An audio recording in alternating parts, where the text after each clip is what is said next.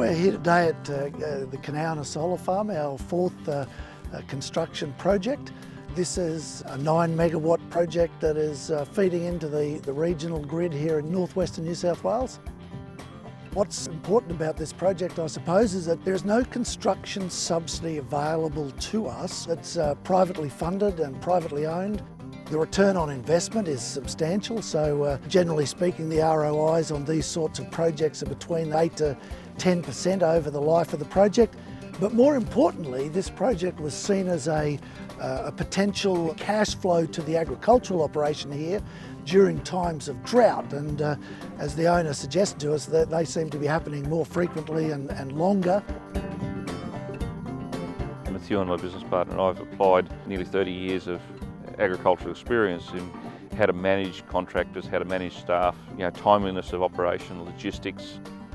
The PEG framing system that we use for building our solar farms, it's a really quick, fast install, and we had a very unique experience at Barcaldine a couple of years ago where we were building alongside another project, and that other project that started 9 months before us. We got a phone call from the guys down the road that were building and asked us whether they could help with our framing.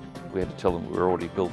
We turned up at a greenfield site and 10 weeks, 4 days later we had our install done. What's really unique about it is that the only concrete that we use in our plants is to fix the fence posts around the outside, and everything else is embedded in the ground, and it's designed structurally to be very strong and stable. Our rule of thumb is that we can build about 1 megawatt a week. So our farms are really very small. They're cost effective and they're condensed. We can generate about 1.4 megawatts per hectare. Effectively, we built a per watt system, the first one, at $1.05 per watt, when the industry average was, I think, about $2.70. And yet, I think this size project and smaller will become a feature of rural communities to provide affordable electricity to potential light industry. And as a result of that, there's that opportunity for economic revitalisation or economic growth within, struggling rural and regional areas.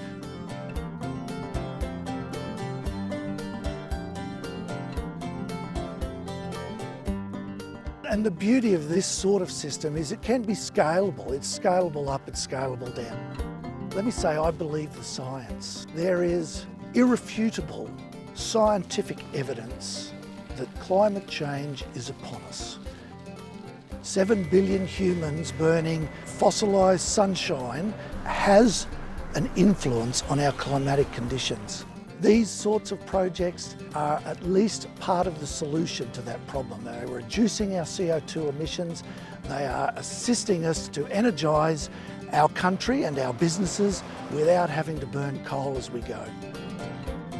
Take the climate argument out of this, and this can be argued on purely economic grounds, based on no subsidies, generating at the spot price. There's no favours being done here to solar farms. They get the same price as the coal-fired power stations, and yet we can have an ROI in that 8 to 10% over the life of the project.